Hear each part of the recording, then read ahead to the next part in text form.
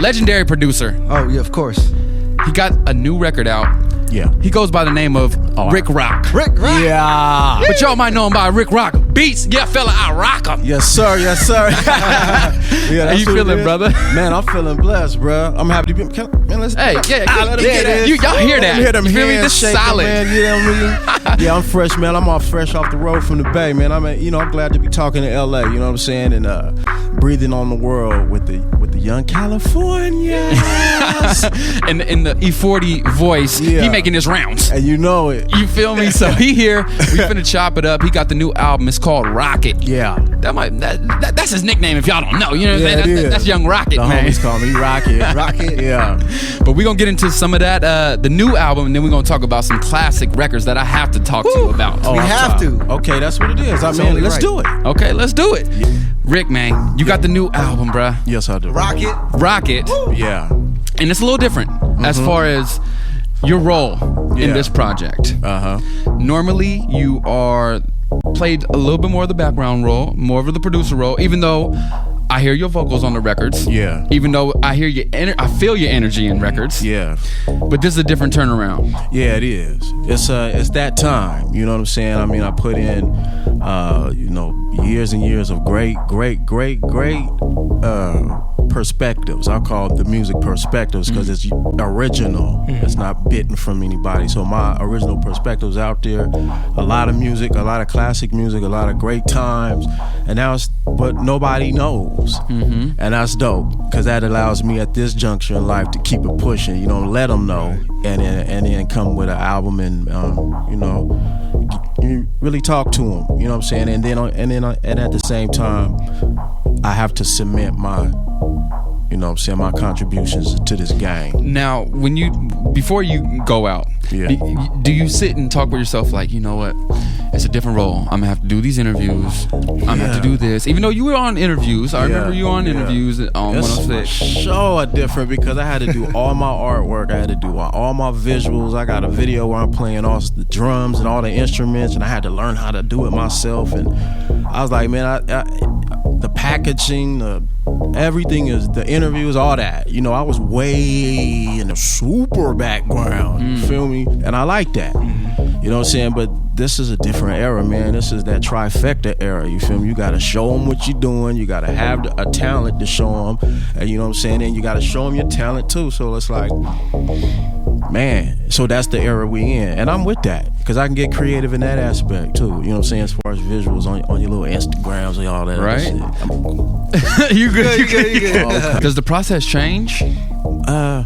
As far Yeah, as it does, because creating you have to do at this time, man. You know what I'm saying? The label shrinkage is a phenomenal thing where you might have 17, 20 labels just functioning all fully out there. Now you might have 3, and you might have 100 and 1,000 independent labels, and so now and a lot of networking. And so that's what my journey has been. You feel me? The networking part, because getting out and talking to people part. You know what I'm saying? So that's what it seems like what it's been for my journey. You know what I'm saying? Because I could easily stay in the background and do beats all day and send them out and get picked or go to studios just be a rat, and then I'll just die like that. And then somebody else will tell my story, put a DVD, a crazy documentary and movie out and be eaten, and let's do that now. But at the end of the day, being the forefront of this project, it's you. So it's either you if it doesn't fail, it fails, or it's you if it wins too. That's it. Is it pressure? No, because it's like I do want it to do cool, but how great can it be on a super indie level? The greatest thing I would like is what I've been getting. It's dope. It's dope. It's dope. Breath of fresh air. Dope. I could take that, then I can build on it. So I think my journey is gonna be this. What the dopest thing for me would be for it to have a swell, its own swell. Hey man, did you hear that? With that old school. Hey man, did you hear that? Woo-woo. That, you know what I'm saying? Just on an album level. So you're not worried about sales? You're not worried about any of this? No, type of I things? do want, because it's all India, straight to me. You know what I'm saying? So I do want them to support. So you're getting all the points, most of the points. Yeah, and that's what it need to be. You know what I'm saying? Because I could have did a situation, but why? You know what I'm saying? And I'm not super spooked because I'm cementing as far as production. And it'll be okay. This nigga try to. You good? You good? Okay, am I all good? You all good? Okay, yeah. This nigga, you know what I'm saying? You know what I'm saying? Like trying to rap and it didn't work. You know what I'm saying? But he still did this. You know what I'm saying? So you might even look at Timberland and be like, this nigga ain't the best rapper, but he still did this. Of course. So I feel like I'm all right. And then, you know, he did it indie, and he did it from the ground up. All this is all blessings. Even being here talking to you is a super blessing. I wanted to do hip hop my whole life, and I was able to. It was like chasing it. I'm still chasing it, and that's the ultimate living in the present and living in hip hop. So you know what I'm saying? I love. Hey, they heard you talk about the record. Let's get into a record right here. We got Snoop Dogg and T-Fly, and you've worked a lot with Snoop, Uncle Snoop in the past, right? Yeah, I just did one with him for his LBC movement, man. It's called Powder on My Clothes.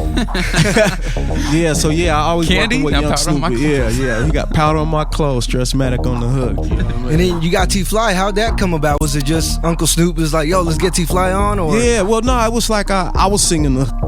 Excuse me, I was singing the hook initially. I had to take a little laugh on it. No, I was singing the hook initially as like a demo, you know what I'm saying? But really, I liked it, and I wanted Snoop to sing it, and Snoop was like, "Nah, let me just do a verse," or no, he sent me back a verse. So then I was like, "Man, who could I get to sing it then?" And then I hollered at T-Fly, and he just was like, I'll come do it, it's nothing. And he slid through, you know, brought his family, a big family, you feel me? They came through, yeah. You know what I'm saying? They sat down, they all came through, it was all great vibe, you know what I'm saying? And he came through and murdered it, you feel me, for me, you know what I'm saying? So, you know, yeah, shout out to T-Fly, Young Snoop, Young Dizzle for coming through for Rick Rock, man. And I love him for that. I definitely love the melody on this record. And T-Fly, he just does it. Yeah, you know what I'm saying? He kicked his feet, man. That's a little young talent, man. He is. Yeah. This that young CA sound though. I like this sound. Yeah, so. that's what it is. You know, OCA and you and young CA. Hey, Man. never met. First of all, I want to talk about the production. How did that beat come about? I don't know, man. I was in Long Beach, and I just got the machine. I was on the machine, and I was testing it out. You know, it was the first time I ever really worked on the machine, and it just came together like that. You know what I'm saying? Amongst a few beats I did that day. Now, you normally don't work on the machine, so what would you work on before the machine? Yeah, MPC 4000. I can get on really anything. Even if I don't know how to use it, if I can fumble around, I can figure it out. Why But I like the MPC 4000. I don't know. You know what I'm saying? You gotta act, when you're doing. I've been doing it since '95. I got with Pac in '95, and now it's 2015. So, you know, it was reels to reels. I watched it reels go all out of business, and you know where we at now. You know what I'm saying? It's amazing. So you have to just get acclimated to all the different things. You know what I'm saying? So I wanted to try it out. It had a pad feel, but it had a software, a higher bit rate. You know what I'm saying? So I wanted to try it out, and it's nice. I did some nice stuff with it. So has that won you over now? Is that what you're rocking with now? Well, I got that Renaissance MPC I kind of been rocking with too. So my machine crashed right now. You know what I'm saying? I hate to say that. Actually, my Mac crashed. Okay. So I've been rocking with the MPC. So, you know, I just want to be trying to, you know, do whatever is kind of new. You know what I'm saying? And try it out. But I like to stay within the padded regions. Right. I like that, so I can feel it. You know what I'm saying? Everything off top. Okay, but are you classically trained at all? Nah, I'm ghetto-ly trained.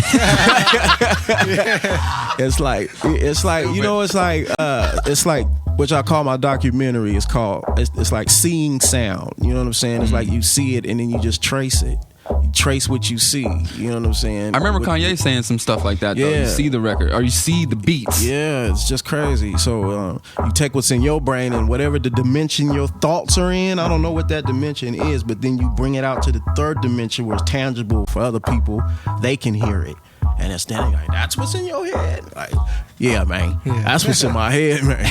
You feel me? So, and that's the dope part. That's how we connect. You know what I'm saying? Without that, you know what I'm saying? It's the most intelligent language we have is music, man. I mean, yeah, definitely. Now, I know you produced for everybody in the world. That's what it is. You produce for everybody in the world. But I want to say this. Hold on. What was the hardest beat ever you made? That's what I was trying to ask. I couldn't even. It's probably something nobody ever heard. Right. It's That didn't make it. Yeah, to anything. Okay, a record that was that they out know. there that they know. I don't know. Busta Rhymes, Mariah Carey. Yeah, that won a few awards for me. You know, so I like that beat. Can't deny it. But I like Can't Deny It. Automatic I like Systematic. Symphony and X Major though, with Exhibit and Dr. Dre. yes. That was a nice one for me because it was hip hop and it was, you know. I like Eye for an Eye, which is RBL. A lot of people might not remember it. Yeah. But RBL, there was I love that beat. It was super early in the game for me. Most favorite. I like most favorite. bumping my music. Fuck, you did? Fucking Ohio dude. Got that. And I like Mace, Breathe, Stretch, Shake. I was telling him that. That Yeah. too. I kind of like that beat. And there's a lot of beats. Simple and some are complex and some are. I like a lot of the beats And on my samples, some album. samples, Yeah. for sure, on the record too. Yeah. What was your approach on Rocket? Did you get these beats out of the vault, or was this just something? Because it's been a process of some, like they've been through the whole process of me deciding whether or not I'm gonna put it out or not. You know what I'm saying? okay. So some have been early, some records have been from back, and some records are like now. But there are, you know, I try to keep a further away as possible from what you're doing. You know what I'm saying? Yeah, right. What are you doing? Okay, let me not do that. You know what I'm saying? Let me just give my perspective musically. It's mine. Like you be like, okay, what he doing in that building? Let me see you know, they look in my window, see what's going on in my living room. You know what I'm saying? Like check my apartment out. You feel me? Musically, you know what I'm saying? So instead of, you know, and that's important. I want that to be part. That's how your legacy goes. Yep. You know, people don't understand this music, especially now. It goes like this. It's so what's new.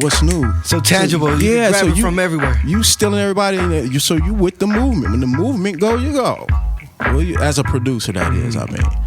Now, as a producer, does it help you write the records easier? Like, for instance, on the Rocket project, writing the lyrics. Yeah. Does it help you more knowing the record or producing the record?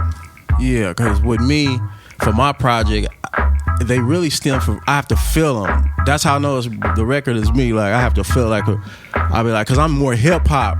In the Bay, they know me for a lot of mob and a lot of hyphy, and the world know me for whatever records, but I'm more hip hop, like, kind of. So the record is like that. You know what I'm saying? So I'll feel something, and I kind of just get on the mic and just kind of freestyle and say some shit. You feel me? And then take it to my truck. It's like a process where I don't really write. I just kind of rap it on the mic and get the feel, see if I like it, and then put different words in. And then, you know, the process is kind of a trip. And then I'll be switching the music and doing different things. So is it dope? I gotta be like, man, is it dope? I don't know. You know what I'm saying? And that's how I put it together. And I put it together like albumly. I didn't, you know. Which most people don't do nowadays. Yeah, I put it together like an album, you know. And most people that, you know, the response has been kind of like, it's like, you know, this song, I like this song, I like that song, and I like that. Even the intro, like, that breaks it down. It's like a story of how the Bay just collapsed. Yeah, you feel me? So it's like, man, it's like, I love that, and I love the conversations I've been getting. Even though everything is super independent, that's what's so dope about it. It gives me that from the ground up feeling. I'm out in hip hop again. Bam! What am I? Let's make it unfold, and at the same time, letting them know what the legacy is there. This is that Young CA, Yo. Young California Radio. Rick Rock Beats in here, legendary producer. Now, out of all the records, this is my favorite record right here that he produced. This is called "Here Comes Keep the Sneak." Okay, Yeah. This was, you remember the year? Yeah, this was like 98 in Harbor Oaks Apartments in Sacramento, California. You feel me? He came through, you know, sat on my floor, and we just knocked it out, man. You know what I'm saying? Like, he recorded in my little closet, you feel me? Hey, Rick, man, okay. Yeah.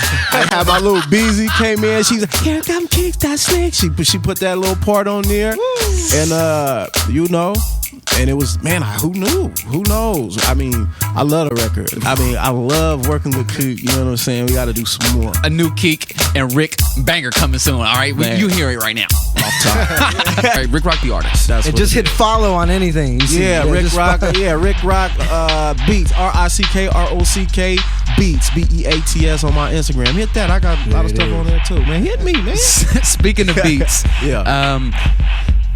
We got to talk about some Jay-Z records, man, because I know off air we were talking a little bit about it, but we got to let the people hear about these. Right. So we're talking about records from Jay-Z's Dynasty, Rock La Familia. We're talking specifically just how'd y'all link up, and explain the process of how those records happened, please. I did Parking Lot Pimpin' on that album.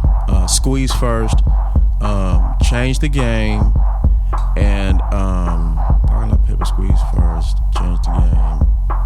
There's another one, 4 on there, and anyway, it'll come to me. Mine. Is it Mine Right? Did you do Mine? Get Your Mind Right. Yeah, that's the one. Man, what's wrong with me? Anyway, so the process started more like, I got a call, which was a super dope thing off top. Let me just say that, the call from Big John and Big Jay-Z in the background going crazy, but that's another story.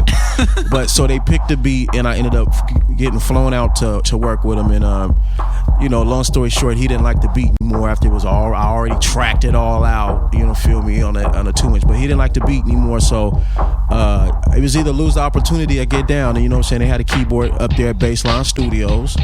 Legendary. And I just started getting down right there in his tall can face.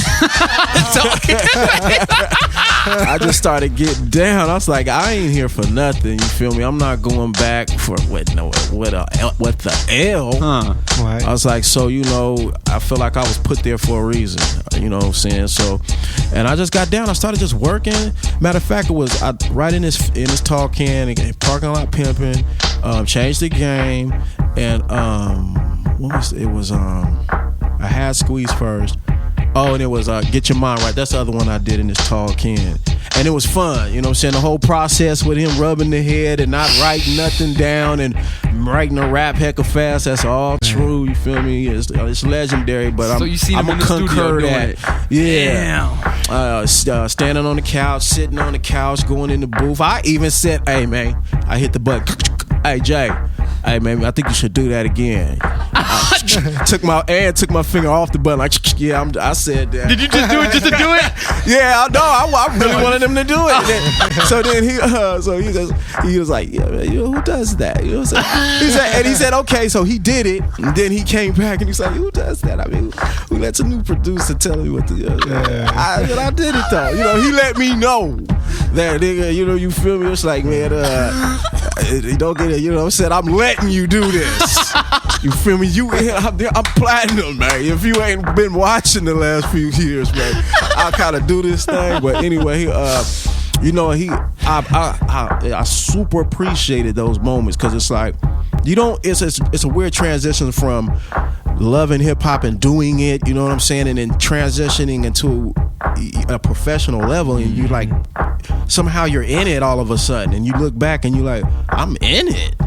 And at some point, when you're such a fan of hip hop like me, you have to get out of the fan world. Like I was such a fan, it feel like you're not on the level. And so, in those moments, they let you know you're here for a reason. You know what I'm saying? Rise up. Right. You know what I'm saying? Go and knock that out, man. And so that's it. It's just been a blessed journey, man. That's all I can say. You know what I'm saying? When did you know that? When did you know things turned for you when they changed? What was when I started seeing, first of all, I was used to sell my beats for $40 in Montgomery, Alabama. So when I came out and I was living on the studio floor in Fairfield, and I started getting Fairfield. When I got with Pac and he took a beat, I was like, okay, things are changing. You feel me? So way up to that. So fast forward to when Jay picked the beats, I was just like, I don't know what's gonna happen. It's just crazy. So the Parking Lot Pimpin' was initially his first single. So I'm super juiced. So he talking about, this is how we're gonna shoot the video. So I'm just sitting there like, whoo, in my brain, right? So he talk about, I guess when he was little, wherever they used to have the beds that went into the walls or some shit. So he was talking about that's how they used to iron their clothes, put it like on the thing, and put it up against the wall, and it was kind of press their clothes. So he wanted to show that in the video, and I was like, damn, that's dope. That's kind of cool. You know, and then here come Pharrell. But they got the I'm a hustler, baby. Right. And it was over. I was like, oh, you mother.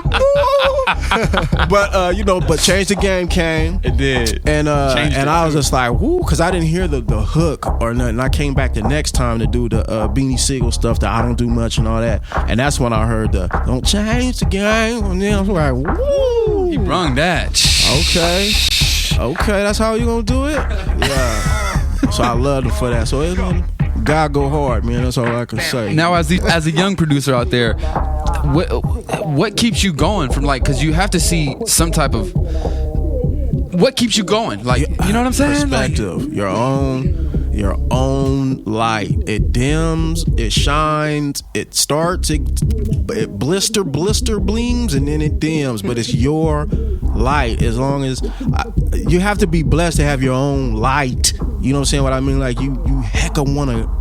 It's like it's just you. Mm-hmm. Your whole essence. It's your own thing. You're not biting everybody. You just have your own kind of perspective of how you want to do it.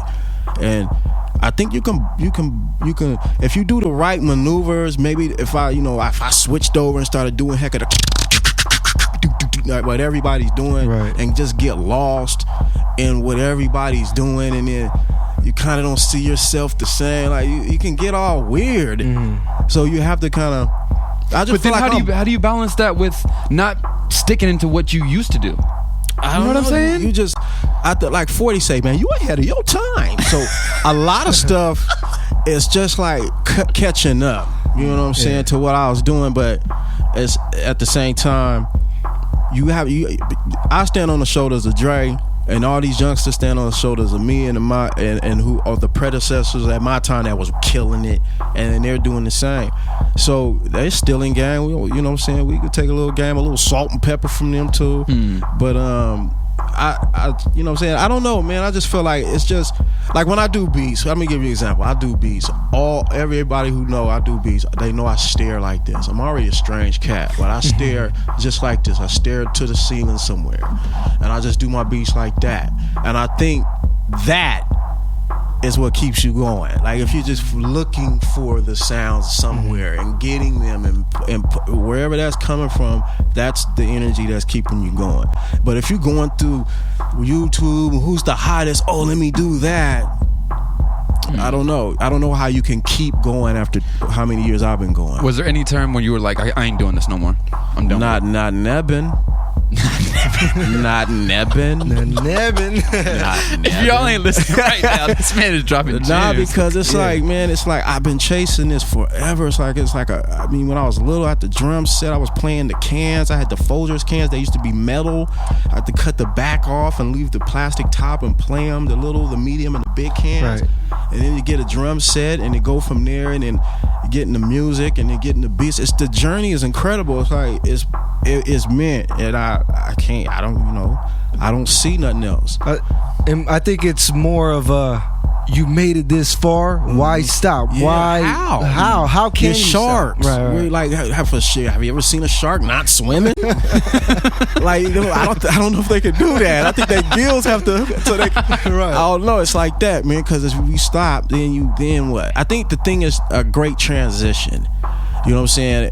Maybe transitioning into something else, and keeping your hip hop and your music, maybe applying it, but maybe going into something else. Mm-hmm. But being creative in hip hop, and I think that's going to be my next thing. You know what I'm saying? I think where it might start going for me. I love videos and creating visually, so maybe I'll go into the music side first as far as doing movies. I just did a little scoring for D-Shot's movie, B40's movie. Mm-hmm. What are the chances? Which is gonna be crazy. Dope. Mike Epps, all these comedians. Seen them filming that shit. Yeah. So I'm getting my feet wet with that. I got a lot of emotions musically, so I think I want to do that and maybe get in front of the camera too. One of these dogs. Hey. Oh, okay. Young Ricky. Yeah, I know. The records that really came across was this Goldie. Yeah, Goldie Gold and Redman Clean. Yeah. That's what it is. That clean, because it's crazy how that happened. Should I talk about that? Yeah. Okay. Yeah, because I did a song for Redman called Dope Man. Hey, Mr. Dope Man, yeah, what's that? And so we did a little swap, basically. He gave me a verse, I was like, I got the right song for you. I got Go to Go. I got a hook. Let's ride. And he laced me and shot it to me. You know what I'm saying? This off that album is called Clean. You know, back on the scene, crispy and clean. Hey, you know what I'm saying? Because it was gonna be the first song on my album because I'm back. You feel me? Crispy and clean. So check me out, man. I hope y'all like it. It's called Clean, featuring Goldie Gold and Redman off that Rocket album, out now. Nobody came through Fairfield High School until the Federation came through and threw that motherfucker down. That's what it is. Threw it down. That's Bruh, what it is. I used to spend a bunch of parties out here in LA in high school. When I threw this, it would always just have everyone go dumb. It was so insane. Just dope. It's so nasty. insane. Yeah, they did a lot of shows out here, and they was fucking with us out here. Super tough. Yeah, LA always showed us love. Yeah, Super tough. Yeah, man. You know that was dope. That was a dope time. Man, Mac Dre had his stuff out. Everybody was moving. Yeah. Deals was floating through the air. What's that, a deal? But bro, nothing was getting played on Cameo. Yeah. I feel until the Federation. Like there was no local support. Yeah, that is true. Like we kind of kicked in the door, kind of like as far as like, okay, we got a sound. MTV came, and you know, they did a thing with us or whatever, and it just started cracking in. That people started making records equal in hit quality. You know what I'm saying? Because the Bay, we had to move out of a transition from mob. Everybody was mad at me basically in the beginning, and I was doing up tempo records for 40. But when I started doing hyphy, it was like, man, what's that? All that hyphy? You know, all the OGs kind of be, you know, what's all that hyphy? Man, mob. We needed to be mob, which we do. We gotta have mob because we're from the Bay, but so it was a little resistance, which is natural how people be. Regals. It was a dope time. It got out of control. Yeah, you know what I'm saying. You know what I'm saying. The town get to coming through tripping, and you know what I'm saying. Them city boys get to coming through tripping. San Jose. You know, everybody want to get hype. You want to get there, and then that's something. You know, sometimes it was a problem. I bet. But for the most part, it was a good time. It was a great time. Everybody had a good time. Yeah. Man, that should change my life. I can't even tell you. It was a nice little. Shout out Tick and shout out Jai too. Shout out the whole Ken Smoke family. Ken Smoke Federation, Rozilla. Man, you know what I'm saying? All the Flatlands. You know what I'm saying? All the homies out there. Waniac Guns, Young Wayne too. That's what it is. He said Waniac. All right, moving forward, where do we see Rick in the next 5 years? Man, transitioning into movies, you know what I'm saying, and still doing music. I want to, you know, transition because I like I say, I see it's like seeing sound, so it's only right to go into the you know, the movie aspect and the maybe TV show side of it, and you know, but still be doing music and maybe cross over on the other side, you know what I'm saying, as far as TV side, as far as the camera, you know what I'm saying, and getting down like that, man. But you know, I'm gonna be still doing hip hop, man. You know, you see 40 Water out there still getting down, making hits, man. Oh man, is album after album after album, and he got the little gamed up, produced by your boy. Rick Rock, you know what I'm is there a time? Is there age that like? It's like, okay, when I turn 50, or when I turn this, when I turn that. Nah, I think of course in hip hop we all know that people, we know that we think that, you know what I'm saying? Yeah. Oh yeah, it's rap, whatever, root. Like it's like they put an age limit on everything, and it's so amazing because I'm looking at your album covers back here, and everything was brand new right then. Man, look, man, you heard that Big Daddy Kane? And now it's 25 years ago. I got stacks and boxes and boxes and boxes and stacks of agreements. You know what I'm saying? Contracts. And like, so it's like it's like, you know, you know what I'm saying? Like the new people, I don't know. And you know, they get in, they want to do beats for everybody, you know, just for the look. And then 5 years from now, you know what I'm saying? Baby need Pampers, bills piling up. You know what I'm saying? Hot dogs and you know what I'm saying? Top ramen. You know what I'm saying? Your last blunt, you know what I'm saying? You down to the little last of the last, and you like, man, I wish a check would have came in. So I want the youngsters to know they're getting taken advantage of a lot in this game right now. Do you set up the business? What advice do you? How do you set up the business, or for people that wouldn't know, or what's the most common stuff school. people don't know? You know what I'm saying? I'm old school, so I'm transitioning into the new school, and I think I have to learn that. I've learned that in learning, and they need to learn some of the old. You know, so they need to know, don't give away your stuff.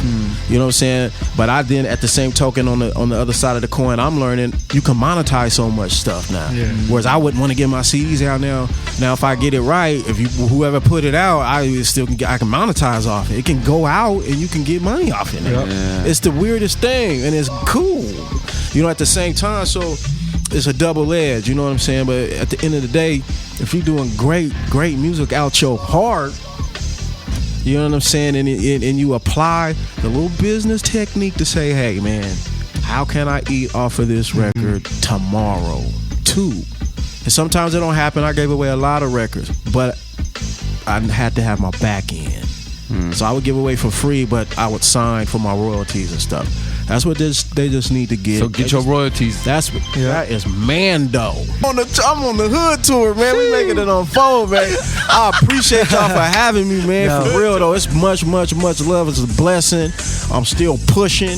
You feel me? And y'all helping me. You're pushing me. I got skates on. And I'm going down the hill getting some momentum, and y'all kind of giving me that extra push to help me help me feed mine. Hey, it's our pleasure too, man. Yeah, and the Young California audience is perfect to get them acquainted with someone like you if they're not familiar. That's what it is. You know what I'm saying? That's right. Yeah. Once again, thank you once again, Rick Rock. Right on. At Project Rick Rock Beats. It's called Rocket. Rocket. My project's called Rocket. Rick Rock Presents Rocket. It's on Amazon, Google Play. It's in stores. If it's not, ask for it. If you like a song, ask for it on the radio. Yep. Check me out, man. Rick Rock Beats. That's my Insta thing. That's Instagram. And Rick Rock Beats on Twitter. And I love y'all, man. Yep, I love the Young California audience, man. Fuck with your boy. Yay. We out Yodel. Here. We out here. It's tea time. Catch us next Tuesday. Bijan, what you tell him? Hey, 4 words. You know what it is. Help more, hate less. Woo, I like that.